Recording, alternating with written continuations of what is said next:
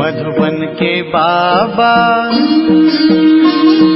मधुबन के बाबा मुरली वाले, आपका क्या कहना,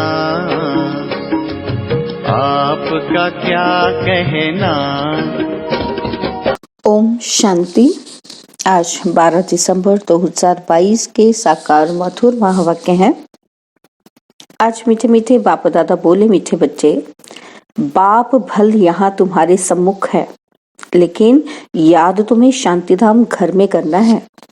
तुम्हारा बुद्धि योग सदा ऊपर लटका रहे। बाबा ने कहा, मीठे बच्चे, बाप भल यहाँ तुम्हारे सम्मुख है, लेकिन याद तुम्हें शांतिधाम घर में करना है। तुम्हारा बुद्धि योग सदा ऊपर लटका रहे। बाबा आज प्रश्न पूछ रहे हैं, अहो भाग्य किन बच्चों का कहेंगे और क्यों? और उत्तर में बाबा समझाते कि जिन बच्चों की बुद्धि में बाप की नॉलेज आई, उनका है अहो भाग्य, क्योंकि ज्ञान मिलने से सद्गति हो जाती है। तुम विश्व के मालिक बन जाते हो। बाकी जब तक ज्ञान नहीं है तब तक कोई शिव बाबा पर शरीर भी होम दे, लेकिन प्राप्ति सिर्फ अल्पकाल की होती है। बाप का वर्षा नहीं मिल सकता। भक्ति में भावना के चने मिल जाते हैं, सद्गति नहीं मिलती। ओ शांति। बच्चों के दिल में सदैव रहता है कि बाबा आकर हमको पढ़ाते हैं, यहाँ तो सम्मुख बैठे हो। बुद्धि में आता है कि हमारा बाबा आया हुआ है, कल्प पहले मुआफिक फिर से हमको राजयोग सिखलाकर पवित्र बनाए साथ ले जाएंगे। यह भी तुम बच्चे जानते हो, हम जितना पुरुषार्थ करेंगे उतना जाकर ऊंच पद पाएंगे। ये बुद्धि में रहता है। बच्चे जानते हैं कि अभी भक्ति मार्ग खत्म होना है। भक्ति और ज्ञान दोनों इकट्ठे नहीं चलते हैं। जो भी मनुष्य पूजा आदि करते हैं, शास्त्र पढ़ते हैं, वह कोई ज्ञान नहीं है, वह भक्ति है। बाप भी कहते हैं कि मीठे बच्चे, वेद शास्त्र आदि अध्ययन करना, जप तप आदि करना, ये जो कुछ भक्ति आधा कल्प से करते आए हो, उसको ज्ञान नहीं कहेंगे। ज्ञान का सागर एक ही बाप है। वह तुमको बिल्कुल सही रास्ता बताते हैं कि बच्चे अब मुझे याद करो तो विकर्म विनाश हो जाएंगे। कोई भी देहधारी को याद नहीं करना है। बुद्धि योग ऊपर में लटका हुआ होना चाहिए। ऐसे नहीं कि बाबा यहाँ है तो बुद्धि भी यहाँ रहे। भल बाबा यहाँ है तो भी तुमको बुद्धि वहां शांति धाम में लगाना है। ज्ञान है ही एक सेकंड का, भक्ति तो आधा कल्प चली है और आधा कल्प तुमको वर्षा मिलना है। भक्ति और ज्ञान दोनों इकट्ठे हो न सके, दिन और रात अलग अलग है, तो ये है बेहद का दिन और रात। ब्रह्मा का दिन सो बीके का दिन। बच्चे जानते हैं कि हम देवता बन रहे हैं। सत्य को कहा जाता है जीवन मुक्ति धाम, और यह है जीवन बंध धाम। इस समय सब रावण के बंधन में है। रावण माना हमारे विकार, तो हम विकारों के बंधन में हैं, शोक वाटिका में है, दुख में है। तो तुमको अब पता पड़ा है कि शोक वाटिका किसको और अशोक वाटिका किसको कहा जाता है। तो भक्ति है उतरती कला का मार्ग। बाप कहते हैं अब वापस मुक्ति धाम चलना है। ऐसे कोई कह नहीं सकते कि मेरे बच्चे अब तुमको मुक्ति धाम चलना है, अर्थात जीवन बंध से लिबरेट होना है। फिर पहले कौन सा धर्म जीवन मुक्ति में आना है, यह भी तुम बच्चे जानते हो। खेल सारा भारत पर ही है, बाकी बीच में बाई प्लाट है। अपना उनसे कोई कनेक्शन नहीं है। ज्ञान और भक्ति की बातें मनुष्य नहीं समझ सकते, उनका पाठ ही नहीं है। पाठ है ही तुम भारतवासियों का। सतयुग आदि में देवी देवता ही थे, अब कलयुग में अनेक धर्म हैं। तुम्हारा यह है लीप जन्म, कल्याणकारी जन्म। यह संगम का सुहावना युग है ना। तुम जानते हो लौकिक बाप के भी हम हैं, फिर जीते जी पारलौकिक बाप के बने हैं।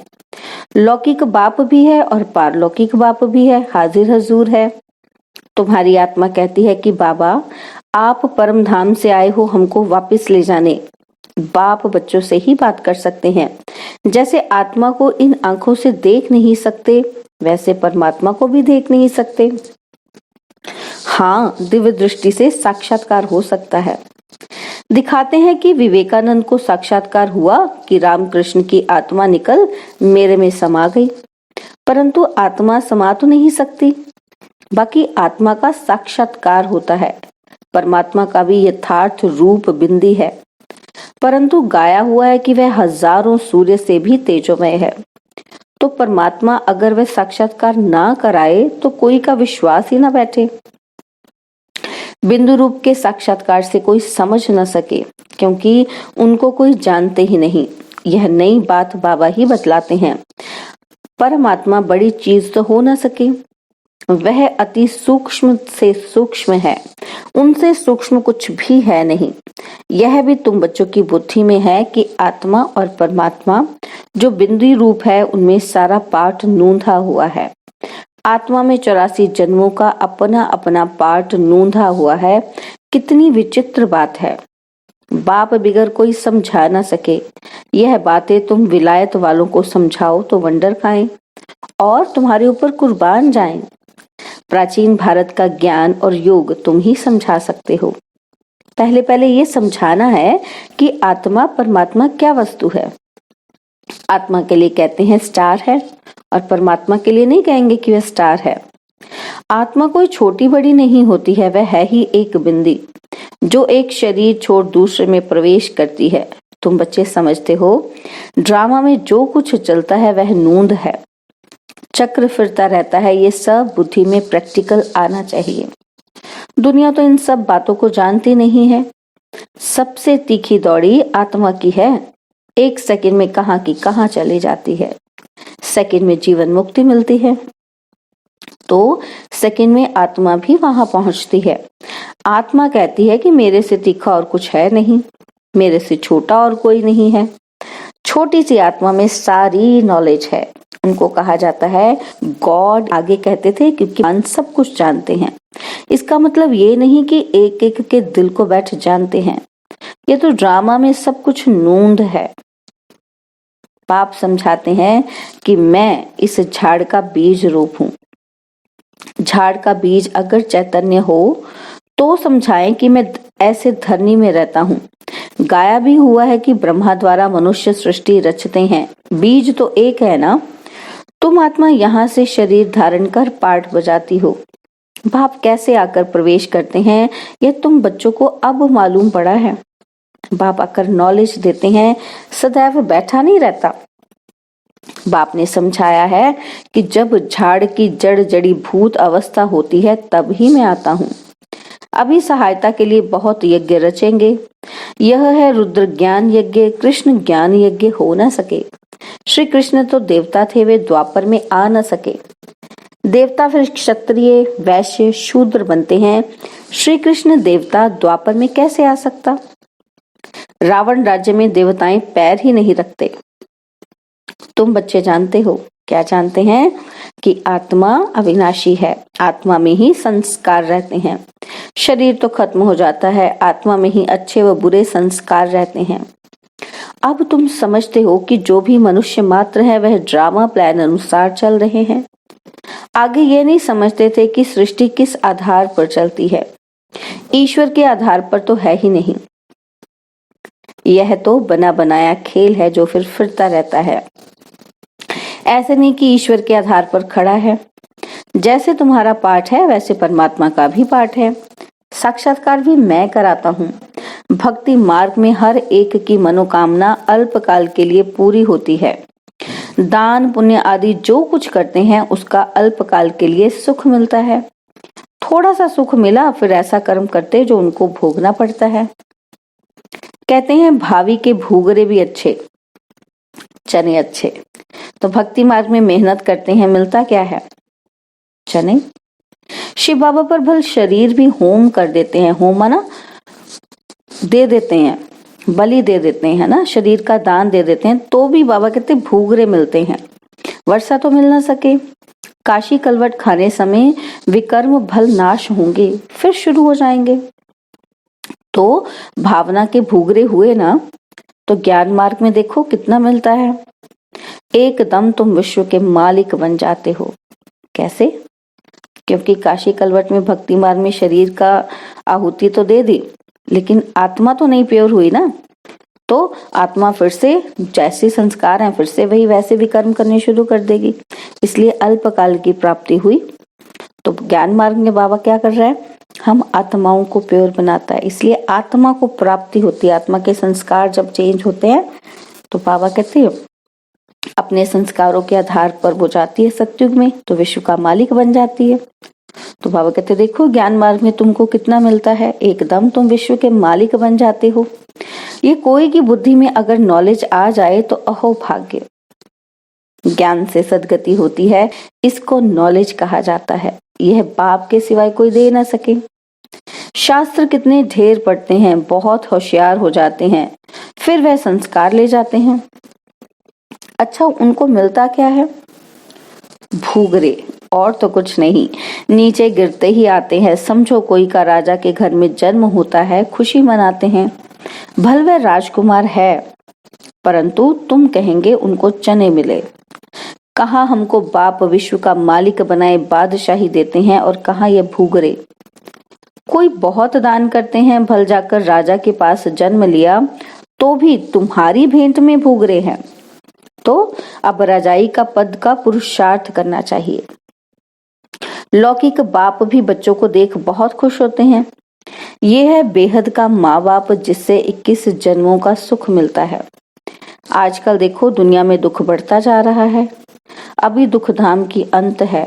पारलौकिक बाप से बच्चों को क्या मिलता है और लौकिक बाप से क्या मिलता है, कितना फर्क है। यहाँ कर्मों अनुसार कोई गरीब बनता है, कोई कैसे बनते हैं, और वहाँ गरीब भी सुखी रहते हैं। नाम है ना सुखधाम, तो ये है दुखधाम। सन्यासी लोग कहते हैं कि हमने घर बार छोड़ा है, पवित्र बने हैं भारत को पवित्र रखने के लिए, तो गवर्नमेंट भी उनका मान रखती है। परंतु दुखधाम को सुखधाम बनाना ये बाप का काम है। सर्व को शांति धाम सुख धाम ले जाना है, क्योंकि ये तो सारी दुनिया का प्रश्न है। भारत जब श्रेष्ठाचारी था तब देवताएं थे। बाबा ऐसे देते हैं, निबंध लिखने के लिए देते हैं तो युक्ति से लिखना चाहिए। देवताएं 84 जन्मों का चक्र लगा कर आए हैं, फिर मनुष्य से देवता बनते हैं। मनुष्य से देवता बाप ही बनाएंगे, और कोई की ताकत नहीं। सन्यासियों से भारत को कुछ फायदा है, पवित्र रहते हैं। आगे तो रचता रचना के लिए कहते थे बेअंत हैं, हम नहीं जानते हैं, और अभी तो कह देते हैं हम भगवान हैं। तत्व को याद करने से विकर्म विनाश नहीं होंगे। बाप के महावाक्य हैं, मामिकम याद करो तो तुम्हारे विकर्म विनाश होंगे। पतित पावन मैं हूँ, सारी दुनिया को आकर पावन बनाता हूँ। सारे भंबोर को आग लगी है, सारी दुनिया अज्ञान निद्रा में सोई हुई है। ड्रामा प्लान अनुसार सारी दुनिया नास्तिक है। बाप कहते हैं कि मैं आकर सबको आस्तिक बनाता हूँ। अभी जो बिल्कुल तमो प्रधान बने हैं वो अपने को भगवान कह देते हैं। तुम तो इस सृष्टि चक्र के राज को जानने से चक्रवर्ती राजा बनते हो, महावीर बनते हो। तुमको तो प्रारब्ध में माल मिलते हैं, उनको क्या मिलता है, चने। तुम माया पर जीत पाते हो। सुदर्शन चक्र तुम ब्राह्मणों को है। विष्णु के मंदिर को नर नारायण का मंदिर कहते हैं। वास्तव में लक्ष्मी नारायण को तो 2-2 भुजाएं चाहिए, परंतु उनको भी 4 भुजाएं दे देते हैं। लक्ष्मी नारायण तो अलग ठहरे ना। अगर वे 4 भुजाओं वाले हैं तो उनकी संतान भी 4 भुजा वाली आती, ऐसे तो है नहीं। देखो बाप कितनी अच्छी रीति समझाते हैं। अब तुम समझदार मास्टर नॉलेजफुल बन गए हो। पतितों को पावन बनाना है, घर वालों को उठाना है, घर को भी मंदिर बनाना है। बच्चे कहते हैं बाबा फलाने की बुद्धि का ताला खोलो, तो अब मैं सिर्फ ये काम करने के लिए बैठा हूं क्या? तुम तो ब्राह्मणियां हो, भू भू तुमको करनी है, ब्राह्मणों को सर्विस करनी है, पद भी तुमको पाना है। मैं निष्काम सेवाधारी हूँ और कोई निष्काम हो नहीं सकता। मैं तुमको स्वर्ग का मालिक बनाता हूँ, मैं नहीं बनता हूँ। मकान भी तुम बच्चों के लिए बनाए हैं, मैं तो पुरानी कुटिया में बैठा हूँ। मेरे लिए पुराना मकान पुराना शरीर है। शिव बाबा पुराने तन में रहता है तो यह फिर कहाँ जाएगा? निष्काम सेवा एक बाप ही कर सकता है। तुम जानते हो बाबा से हम विश्व के मालिक पने का वर्षा लेते हैं तो खुशी से झोली भरनी चाहिए। देखो ज्ञान कितना ऊंचा है। भक्ति में तो क्या क्या दान पुण्य जप तप आदि करना पड़ता है। सदगति दाता तो एक बाप है। बाप ने आकर ज्ञान घृत डाला है। सत्युग में सबकी ज्योति जगी रहती है, परंतु वहां पर ज्ञान नहीं रहता कि हम तमो प्रधान से सतो प्रधान बन रहे हैं। वह है प्रारब्ध, नए सिर चक्र शुरू होता है। यह है अनादि है। सूर्य निकलता है फिर जाता है, ये धरती का फेरा है। ऐसे नहीं ईश्वर फेरता है।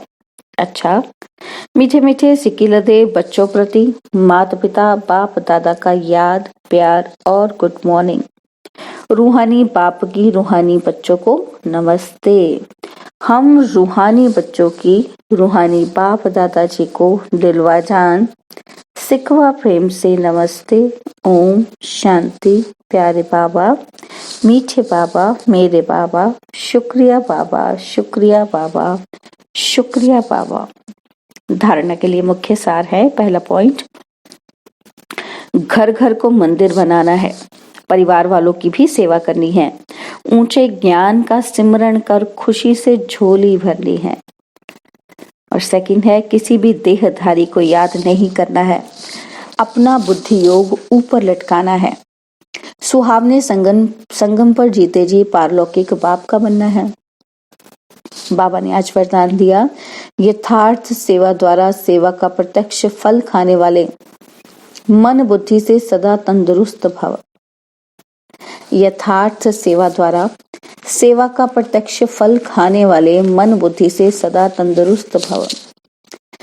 यदि सेवा योग युक्त और यथार्थ है तो सेवा का फल खुशी, अति इंद्रिय सुख, डबल लाइट की अनुभूति अथवा बाप के कोई न कोई गुणों की अनुभूति प्रत्यक्ष फल के रूप में जरूर होती है। और जो प्रत्यक्ष फल खाते हैं वह मन बुद्धि से सदा तंदुरुस्त रहते हैं। अगर कमजोर रहते हैं तो समझो ताजा प्रत्यक्ष फल नहीं खाते। प्रत्यक्ष फल सदा हेल्दी बनाता है, इसलिए आपका स्लोगन है एवर हेल्दी, एवर वेल्दी और एवर हैप्पी। स्लोगन, अपने हर कर्म द्वारा ब्रह्मा बाप के कर्म को प्रत्यक्ष करने वाले ही कर्म योगी हैं। अपने हर कर्म द्वारा ब्रह्मा बाप के कर्म को प्रत्यक्ष करने वाले ही कर्म योगी हैं। ओम शांति। और अब यह एक बहुत अच्छी वीडियो भी जरूर देखें।